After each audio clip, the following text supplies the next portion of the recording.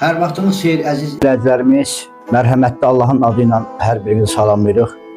Bugün 28 aprel 2026-cı ildir. Ləmbəran kəndindən hər birinizi salamlayırıq. Uca olan Allahın 99 ismi var. İsim yəni ki adları var. Uca olan Allahın 99 ismindən biri də Şafidir. Yəni ki şəfa verən ismidir. Allah Teala alim ismi ilə ən savadlı, ən elmli, ən alim olduğunu, Rəzzaq ismi ilə bütün canlılara, yaratdığı canlılara ruzi verdiyini, Basit ismi ilə hər şeyi görən, Şafi ismi ilə də bütün xəstələrə şəfa verən ismini təcəlli elətdirir. Biz bugün Allahın Şafi ismi ilə sizə mərhəmətli Allahın adı ilə və Allahın Şafi ismi ilə bugünkü çıxışımızı başlayıb gözəl bir aksiyaya start veririk.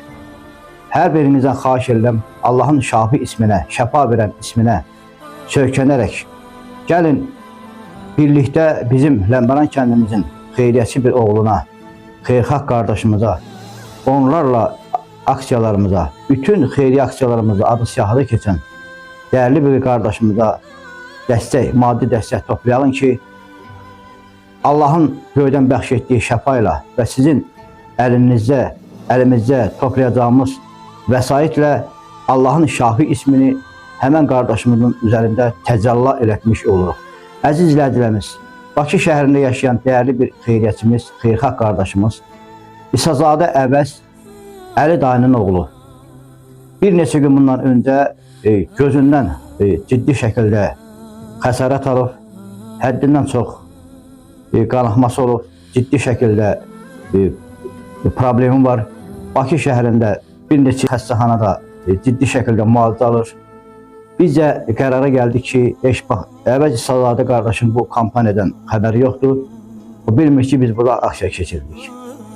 Biz xeyirxah dostlarımızla, qardaşlarımızla məsləhətləşdik ki, necə ki 10 illərdən bura İsazadə Əvəz qardaşımız bizim bütün aksiyalarımıza, hər iki qəbirstanlıqlara, yollarımızın abadlığına, kəndlə bağlı bütün mövzularda dəstək olduğu kimi, bizim yanımızda olduğu kimi biz də bugün İsazadə Əvəz Əli kişinin oğlunu tək qoymayaq. Bax, kadrda mən Əvəz qardaşımızın şəkillərini qoyuram, ürək partalayan şəkillərini qoyuram. Yerləşdiririk, sizə baxırsınız. Görün, qardaşımızın gözü hansı vəziyyətdədir, ürək partalayan bir vəziyyətdədir.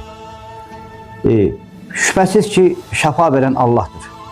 Biz də insan olaraq, Allah bəndəsi olaraq öz üzərimizə düşəni könüllü şəkildə aksiyanı bizim televiziyamıza keçiririk.